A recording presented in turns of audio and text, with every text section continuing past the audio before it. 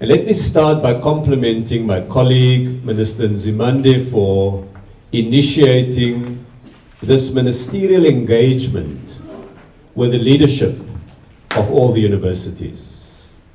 It's timely, it's important for us, and it provides a good basis for a dialogue between policymakers today and the policymakers of the future. I've been asked today to speak on issues around the new growth path. And it's fitting that we do so today at the University of Johannesburg. And I'd like to acknowledge the Deputy Vice-Chancellor of the university. It's a university with whom we have had very strong relations as government, and one that we see at the forefront of our efforts to transform the economy and change our society. The traditions we come from, the traditions on which this republic is founded, is a tradition of citizen activism. It's of students who have shaped our world in very deep and very profound ways. It is the tradition of the student movement in the 1950s that was part of the ANC, the Youth League. Comrade Madiba, his history is very well recorded. It's the history of students in 1976. It's the history of students throughout the period up to 1994, when we made the transition to our democracy. And so today, when I talk to you about the economy, I talk in the spirit of that activism, of recognizing that you represent a very important layer in society. You represent young people who are in increasing numbers entering this economy. You have the right, the responsibility, the duty to help shape that economy. In 1994, the young person born in that year will today typically be a young person at university. And so the generation of people who are leaving universities this year and next year are the generation of new job seekers. And in sharing with you some reflections on the economic context of entering that labor market, I'd like to start the journey in 1994. We inherited an economy that was broken, a society that was divided, and a reality that excluded most South Africans. In that context,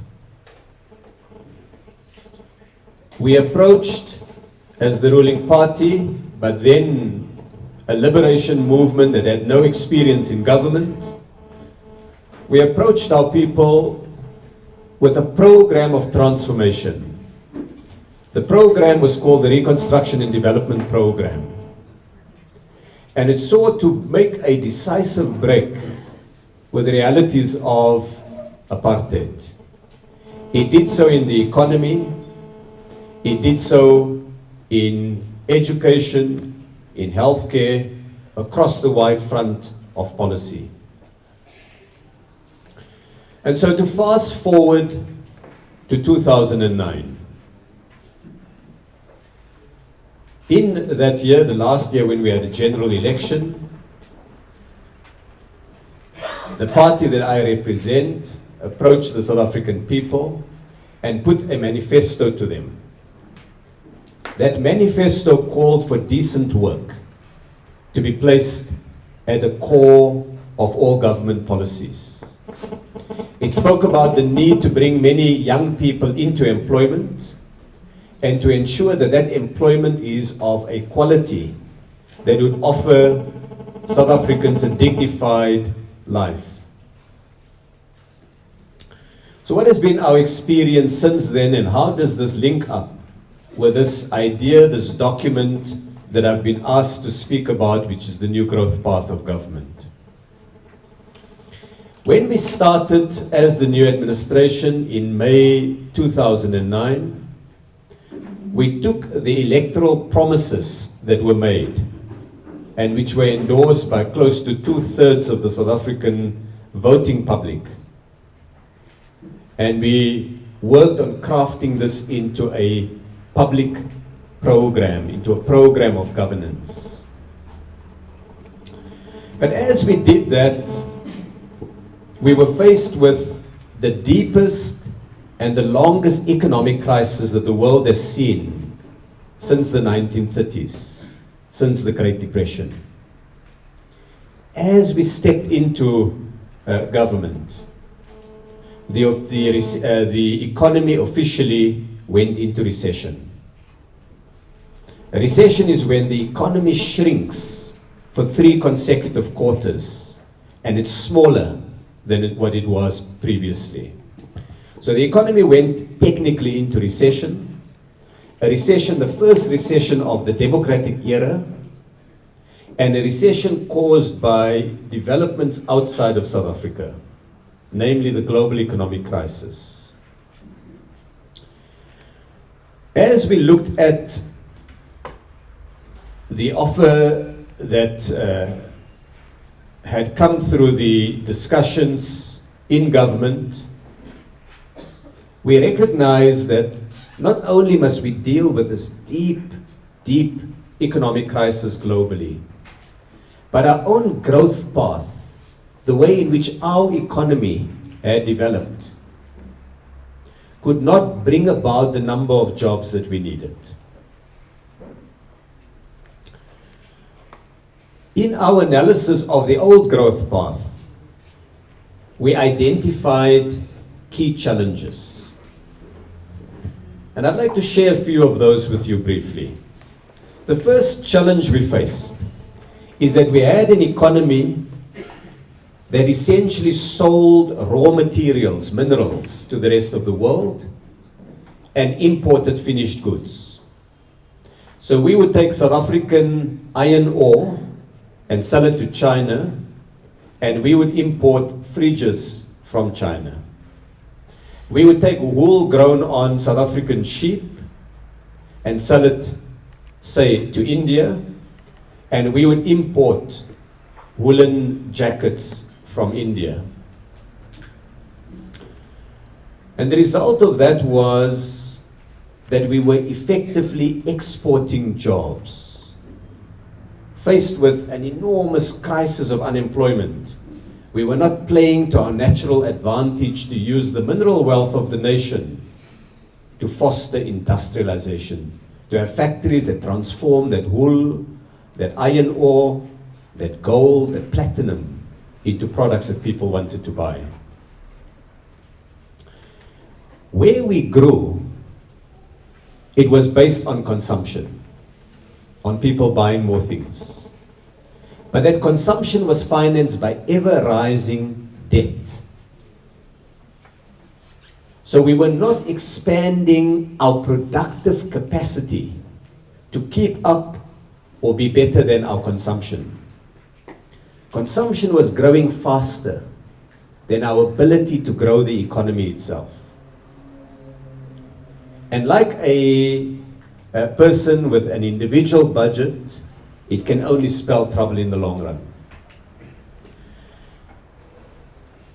Third, our levels of investment, what we were putting away for tomorrow to grow the economy, whether it's investment in people through skills or investment in infrastructure, was low by the standards of what was needed, and it had dropped further in 2008 with the global economic crisis.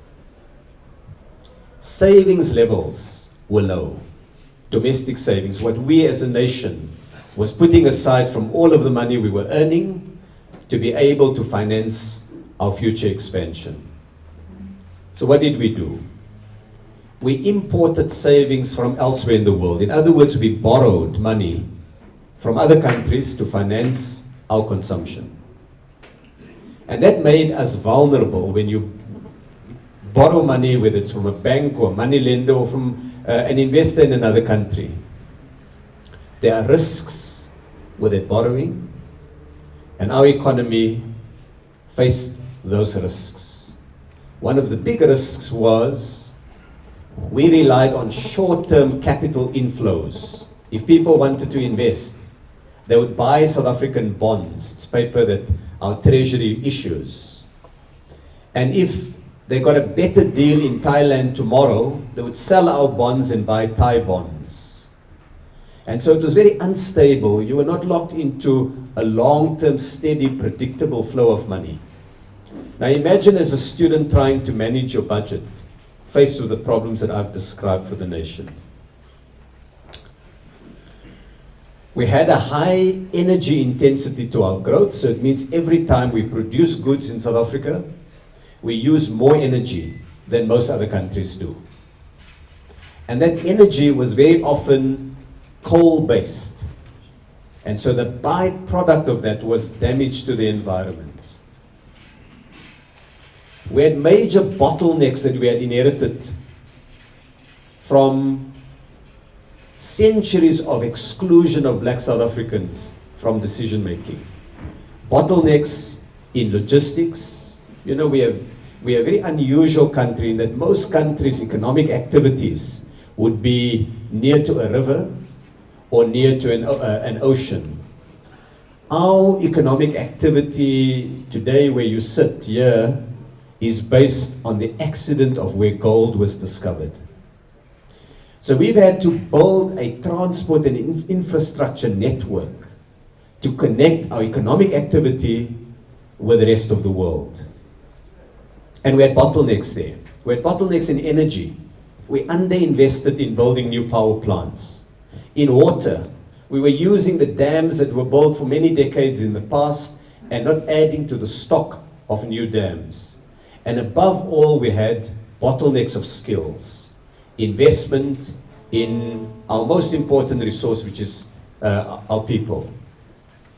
We had succeeded in expanding access to education, but we had not improved the quality of education to the level required in a modern and dynamic economy. And finally, we had a highly concentrated economy with monopolies where one company dominates a market, or cartels. That's when 2 or 3 companies sit quietly in a room and secretly decide how to divide work and markets out between themselves. And the effect of the monopolies and the cartels was to raise costs, to increase inefficiency, and to keep new entrants out of the market. So that's what we inherited. So we've got a promise to our people, decent work. We have a reality, a quite complex reality with a global economic recession and these features of our old growth path. But the global context was changing in more ways than only a recession. In this period, as the fourth administration came into power after the 1994 change, the world was undergoing major changes too. China, India, Brazil, Russia were becoming more important players in the global economy. The United States and Europe found that their sources of growth were slowing down. Europe went into a recession from which it's still not fully emerged, and American growth slowed down very dramatically.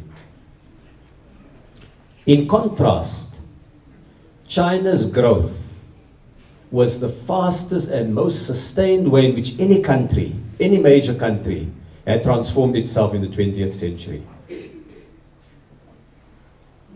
But the result of all of this was also leading to other changes. A scramble for Africa's resources.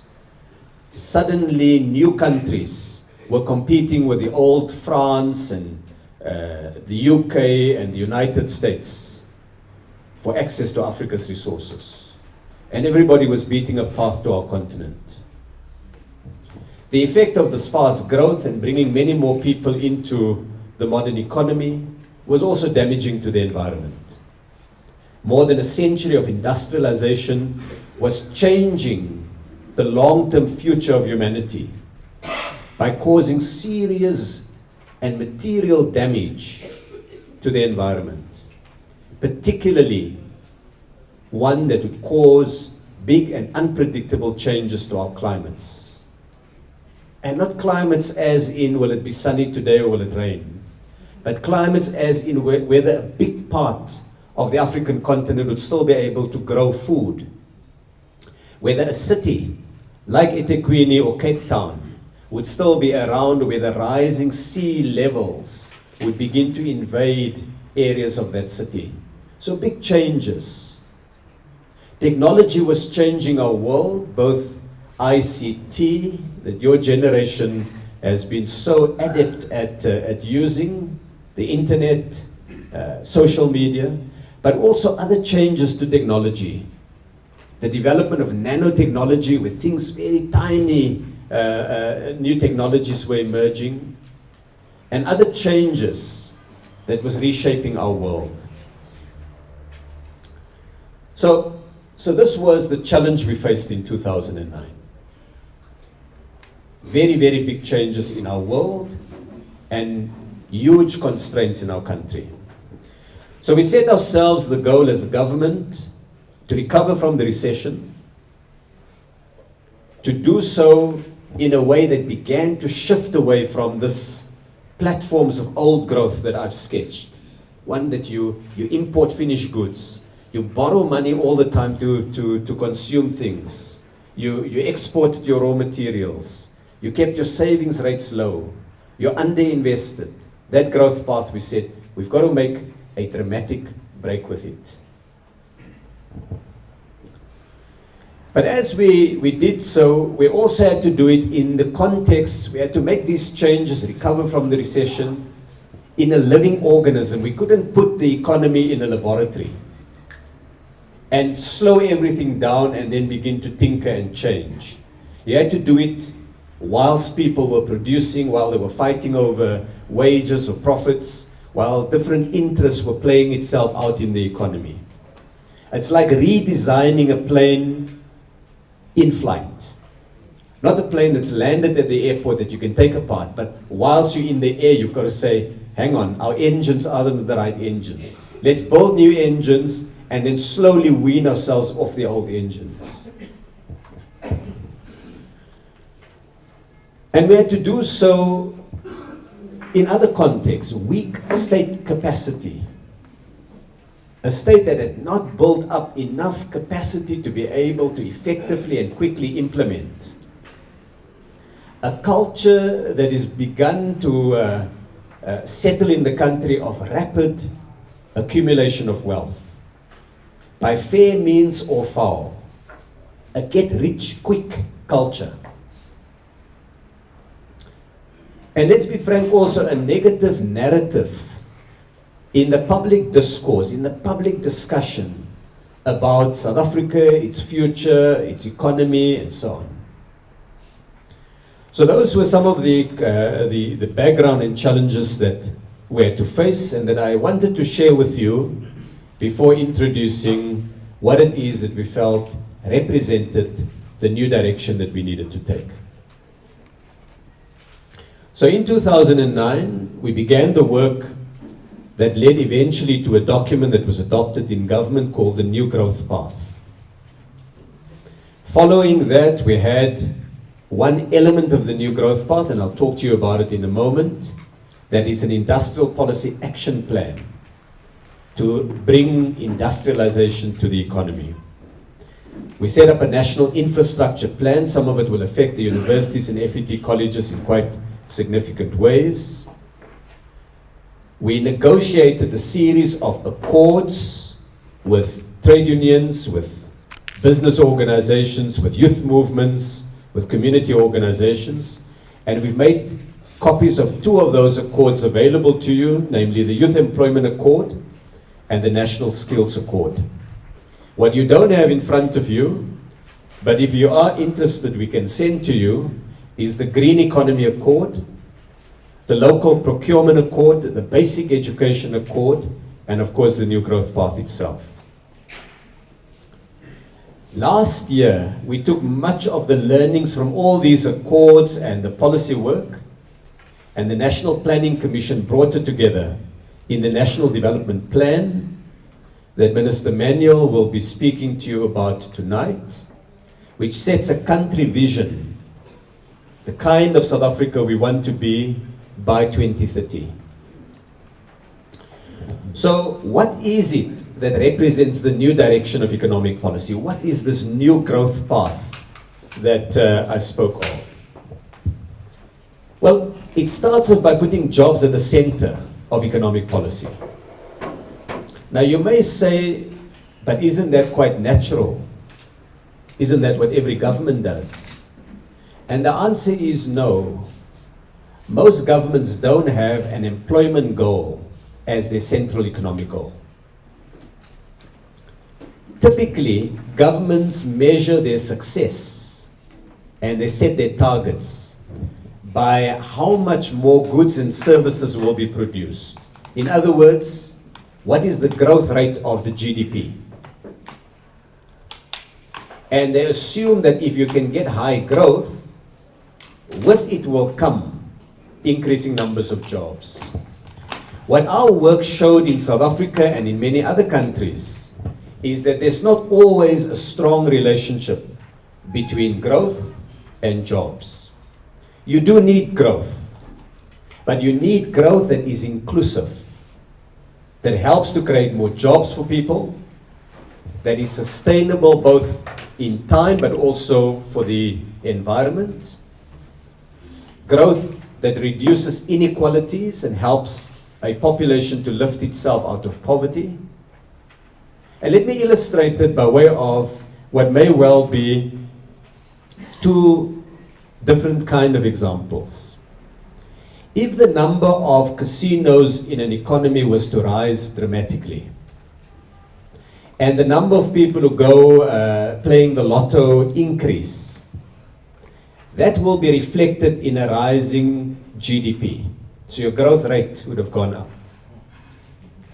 But through the activity, you may have some entertainment value out of it, but through the activity of playing the lotto or going to the casino, you create no new wealth in the economy.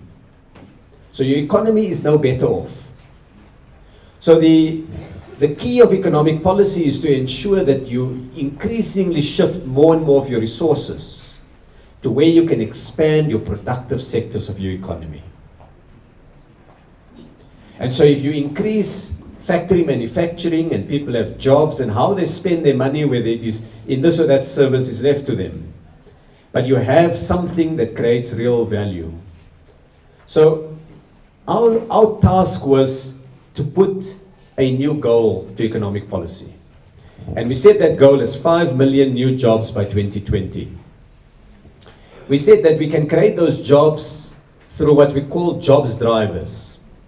Infrastructure is everything. It's your university buildings, it's the water in your tap, it's the electricity I use now for this microphone, it's the transport you'll use to go back at the end of the meeting to your residence or back home. That's your infrastructure. So we said we've got to set up an infrastructure plan that tackles the legacy of our past. Past infrastructure was created on the basis that 20% of South Africans are the objective of economic activity, and 80% must provide various forms of labor. If you have a more equitable society, you need an infrastructure plan that does that. Example. Instead of dumping the rural poor in a tiny village with no resources, an infrastructure plan in a democracy is about roads to that village, water in that village, the ability of the rural poor to take the products that they produce and sell it on urban markets. So that's an example. It means taking colleges and not clustering them only in the 7 or 8 metropolitan areas, but shifting them so that you have equitable access across the country. Those are examples of what is an equitable infrastructure plan. Secondly, we said we needed to rebuild the productive sectors of the economy, manufacturing, mining, but also the way in which we use our mining products locally. We call it beneficiation, the processing of mining products. And above all, agriculture and agro-processing. We had a jobs driver for the green economy and the knowledge-based sectors. We have a jobs driver in the new growth path for tourism, for the creative sectors such as music and art and certain high-level business services. And we have a jobs driver for the social economy. That's cooperatives, not-for-profit institutions, and other parts of the economy that is vibrant, but different to your ordinary profit-driven economy. We also identified the African continent as a jobs driver. We said that Africa is able to contribute to South Africa's well-being, provided we assist it in ensuring that Africa itself grows. I went to Davos a few years ago, Minister Nzimande, and with these business people all sitting there, and they were talking about growth elsewhere in the world, and we asked them if they knew anything about African growth. And it was surprising how little was known about the continent then. It's begun to change now. Today, if you look at the projections of growth over the next 5 years, produced by the IMF, 7 of the 10 fastest growing economies in the world will be African economies. But that growth is still very much selling minerals and agricultural products to the rest of the world. So as long as China is growing fast, China needs African minerals. As long as Europe has a big market, Europe requires African agriculture. We saw that Africa needed to trade more with itself. Let me give you a statistic. If you look at interregional trade, the way in which Asians trade with each other, 45% of all the goods made in Asia is sold to other Asians. In Europe, it's 71%. In Africa, it's 12%. It's 12% because we sell to the rest of the world, we don't sell to each other. And we don't sell to each other not because we don't want to, but how can you sell if I make copper? If I make copper and you make platinum, there's no basis for a trade. We are not developing balanced economies where we can trade with each other. So the new growth path was about changing all of this. We set up a number of policy drivers. They included skills development, and in skills development, it's the work that my colleague has pioneered and led in government to shift our education focus much more to vocational training, to improve the connection between what is taught at universities and FET colleges and what is needed in the economy, to break with the extraordinary focus, which is an Anglo-Saxon thing, with the humanities, where the highest aspiration is to become a lawyer or a doctor, and to recognize the balanced economy requires more engineers, more project managers, more specialists in different fields, and begin to change that. But not only universities, that FET colleges are vital.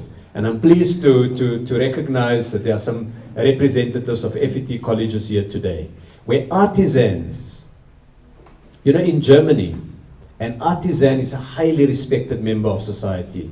If you're young, if you're energetic, if you're creative, if you've got a can-do attitude, chances are you would go and be an artisan as much as you may become a graduate at the university. In our system, an artisan is for someone who can't make it to the university. So we have devalued these vital skills that an economy needs in the pursuit of trying to reproduce ourselves as a mini example of, say, the UK economy. The fast-growing economies of the world have a strong engineering base, they have a strong artisanal base. They value their bricklayers, their plumbers, their carpenters. But they take through the concept an artisan is not only your tradespeople, any systematic program of training that is not university-based. So it's training, it's competition policies, it's trade policies, it's industrial policies, a range of these that are in the new growth path as what we call policy drivers. We also have what we call institution drivers. Where must we make changes in the state? I'll give an example, the Industrial Development Corporation, which is an old body that was formed in the 1940s. Its task in the past has been to drive industrialization in the country. In the last 10, 15 years, it slowed down its rate of investment. So it was about dusting off the IDC, giving it a fresh mandate, letting it go out there aggressively, co-funding with the private sector, and lifting the rate of investment in the economy. We have resource drivers, which is where we can call on resources to implement the new growth path.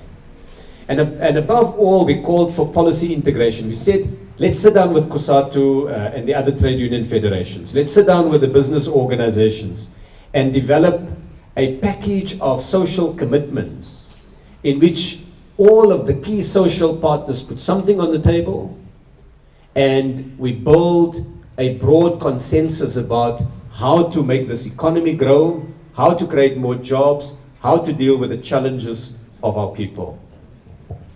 So where are we now at the end of this process of the new growth path? Where have we come to? I want to share a few outcomes with you. You recall I said that in 2009 we inherited a world that was rapidly changing. China and India and others were becoming more prominent. Well, South Africa placed itself at the center of those developments. In 2011, we became a member of BRICS, a grouping of countries that's made up of Brazil, Russia, India, and China, and now South Africa. And we became, in that, part of the fastest growing part of the global economy. And we began to reorient our economic relations from north to south, to countries where there's a lot more similarities about our developmental challenges. We were benchmarking ourselves now with countries that had challenges of poverty, of inequality, of unemployment, learning from them, seeing opportunity in their markets, finding opportunity for their investments here. We hosted the first summit on the African continent. President Zuma invited the heads of state of the other 4 BRICS countries, and they came to South Africa at the end of March and early April. And that summit was held under the theme African Partnership for Industrialization. So China and India and others accepted working with South Africa and the continent must be about unlocking our industrialization opportunities. Second, on jobs. What have we done? What needs to be done? Since the adoption of the new growth path, we've created 647,000 new jobs in the economy. Today there are 13.6 million employed South Africans. Last year alone, in the 12 months ending March this year, 200,000 new jobs were created. We celebrate this, but, and there's a huge qualifier, the rate of job creation will need to be increased and sustained over a long period to be able to deal with the large numbers of unemployed young people and to deal with the fact that hundreds of thousands of young people enter the labor market every year. So we can't only deal with the past unemployed, we've got to grow jobs in sufficient numbers to do a noticeable difference to our levels of unemployment. Our GDP recovered from the 2009 recession. And that is no small feat, because right now there are still 30 countries whose GDP, that's the measure of your total wealth that you create in any given year. Their GDP is still lower than it was in 2008. Would it surprise you if I told you that the United Kingdom's economy today is smaller than it was in 2008? So to Holland, Denmark, Italy, Spain, Portugal, Ireland, many other countries.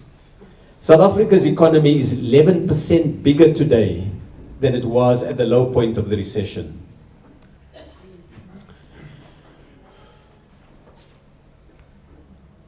The next area, though, is the qualifier.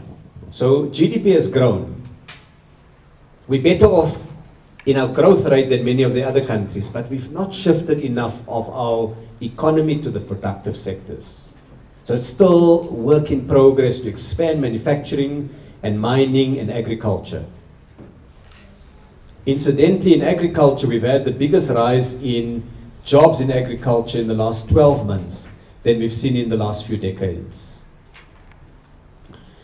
The next area I want to talk about is the infrastructure plan.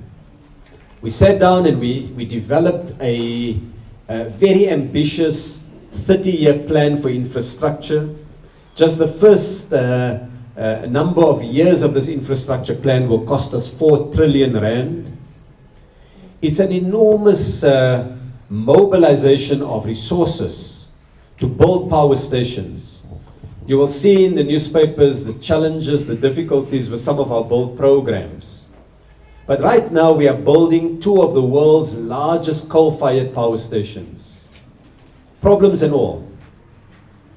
We're embarking on one of the most ambitious green energy programs. Just what we will produce from sun and wind energy in the next 4 years is more than the total electricity that Nigeria produces with all of its sources. So just green energy alone is going to be a massive part of our work. There's 180,000 people employed in the programs that the state has in place. We tabled, together with Minister Nzimande, a skills plan at a structure called the Human Resource Council, the HRD Council, that the Deputy President, Kgalema Motlanthe, chairs, that sets out how we can produce, how many engineers we need, project managers, artisans, and we break it down into all of the components. We'd love to share that with you, and if there's an opportunity to do so for the student leadership to see where our work is, we can do so. In that infrastructure plan, we announced the building of 2 new universities in Mpumalanga and in the Northern Cape. We have a number of new FET colleges that will be built. We track now every quarter how much every university is spending, including UJ, on capital spending. Are they building student residences? Are they expanding the lecture rooms? Are they investing in the other parts, research laboratories and so on, that a university requires? We know we've got big challenges. My colleague tells me, and the work that he's commissioned shows, that student accommodation is one of the biggest challenges. There's a shortage of 200,000 beds, I am told. So the infrastructure plan is the beginning of tackling that. We've set an immediate goal of getting between 10 and 20,000 beds built. That's student accommodation, and we're working now with the Department of Higher Education and Training to do that, and I'm sure Minister Nzimande has shared that with you. We're working to develop the concept of university precincts, an area in a major city where you have the university and research institutions and FET colleges, and you just cluster them together. We're trying to identify ways of strengthening the university towns. Alice, for example, is a university town, as is Grahamstown. The economy is driven by what happens in the higher education sector. We're looking at making South African universities the universities of choice on the continent. So many students from the African continent still sees Harvard and the English universities and increasingly Indian universities as the places that they would want to study post their basic degree, and sometimes for their basic degree. And we see we've got the educational infrastructure, and we can expand it to make it the hub of African learning, developing African solutions through higher education and training. And that brings me to Africa itself. President Zuma 2 years ago invited 25 other heads of state and government to Johannesburg. And he launched a free trade talks that would include these 26 countries.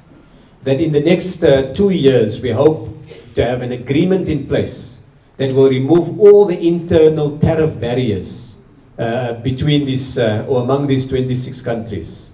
It will create a massive market of 600 million Africans. Right now, there are 90,000 South African jobs that are dependent on what comes from our trade with the rest of Africa.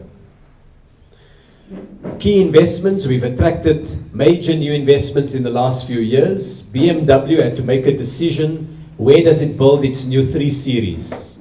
It chose South Africa as one of only a few locations. Mercedes-Benz had to decide where will it build its new C-Class. We were one of 4 global places it chose. Ford had to decide where does it make the Ranger Bakkie that it will sell to 120 other countries. It chose South Africa. Now I give those examples to show what industrialization means in practice. When this administration came into office in 2009, every minibus taxi, every new minibus taxi was imported. We worked with Toyota to create an assembly plant in eThekwini. We worked with Beijing Auto Works to set up a plant in Springs here in Gauteng. And today, in a very rapid period, 38% of all new taxis are assembled in South Africa. And I have examples. I have examples in bus manufacturing, in train manufacturing. We've just sold our first coaches and locomotives made in South Africa. We've sold to Mozambique. So it's rediscovering the roots of a dynamic, strong economy, rooted in industrialization, rooted in the real economy. Let me move more rapidly now, because of time, to the fact that we've also changed many other parts of the economy in competition law. We've taken on the cartels. You've seen in the media recently, we've taken on the construction cartels, brought 21 companies into our investigation, found massive evidence of fraud and corruption by private sector players against the public interest. And we've levied already penalties of 1.4 billion rand against those companies. They sat in rooms, divided the contracts out among themselves. They had this idea called the cover price. So a cover price works like this. The 3 companies sit in the room and we say, okay, we're all going to tender, but we know my company is going to be the winning one.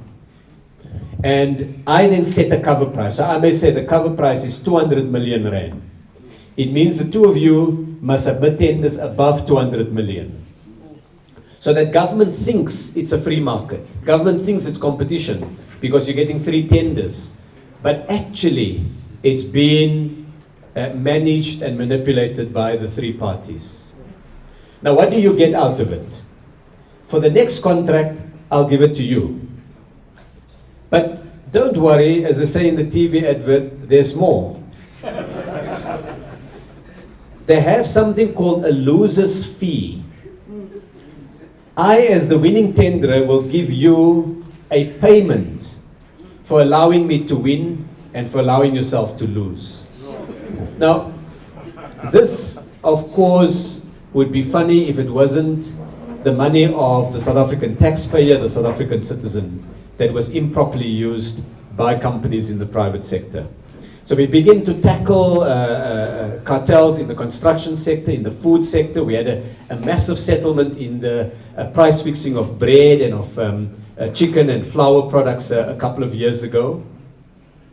Our tourism levels are up. We're now growing at double the global rate of new tourists arriving. So these are some just quick snapshots to you of beginning the journey, and it's really at the beginning of a journey of shifting towards a new growth path. As I said, re-engineering that plane in the air.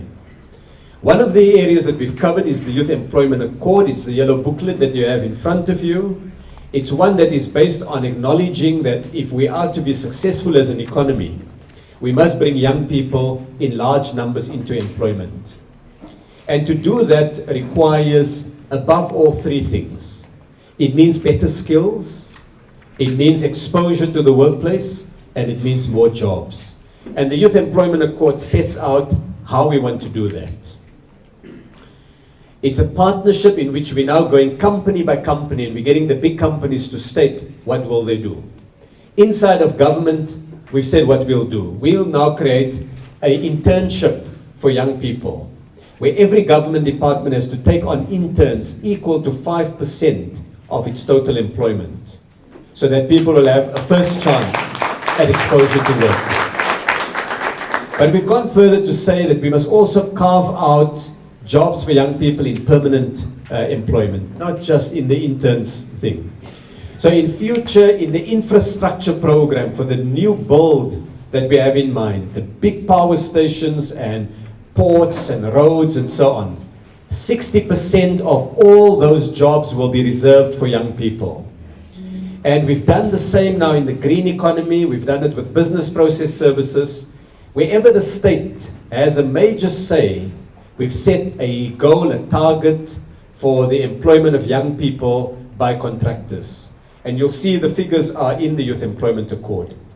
But we're not confining young people only to being employees. We've put up a fund. The IDC has put up 1 billion rand, and the Small Enterprise Finance Agency has put up 1.7 billion rand, which gives you 2.7 billion rand for youth entrepreneurship, for youth cooperatives, for small businesses owned and run by young people to go out there and to make their mark in society. It's not charity from us. It's recognizing that young people have the energy and the dynamism that can power our economy. Look at the big parts of the global economy, your Facebooks, your Googles, and so on. They are startups of young people. And South African young people have the same capacity and energy and enterprise. It is when we fail them by not giving them that first opportunity with funding that we can't tap into the energy of young people. And so that's what the Youth Employment Accord is all about. Let me conclude. And in concluding, I'd like to say that we have assembled here the leadership of all the universities and of a number of the FET colleges. If there was a message I had for you, what would be that message? That message is, don't fall into the storyline of pessimism, the storyline of failure, the storyline that sees only problems in our country. Yes, we have challenges, but we also have much that we can celebrate. Consider this. Before 1994, we had an economy that was growing for the 20 years before 1994. It was growing at 1.6% a year. After 1994, in the democratic era, in the same period, 20 years, well, we're a few months short of the 20 years, we've grown at 3.2% annually, almost double the rate of the last 2 decades of apartheid. Bear in mind that today our GDP is 3.2 trillion rand. It's 83% higher than it was in 1993. Bear in mind that we have 1.6 million young people who are today working compared to when the democracy started. So 1.6 million additional jobs that young people have had. In less than a generation, between 1995 and today, we've more than doubled the number of graduates in the labor market. So there's much we can celebrate whilst we accept and acknowledge the big challenges that we still have ahead of us. The second message that I would have is, not only must you combat pessimism, but shape your country. This is above all your country. There's no other country that I would think all of you can go to There's no second passport that can come out of the back pocket. This is your country. And you can shape it through the quality of your work at the university. Both the work you do as students and the work that you do as activists. We need the most brilliant engineers, the best actuaries, the chartered accountants that the quality of their work transforms our economy. The plumbers for the FET College, the engineers for the university, whether it's a mechanical engineer or a civil engineer that will be building the next generation of power plants.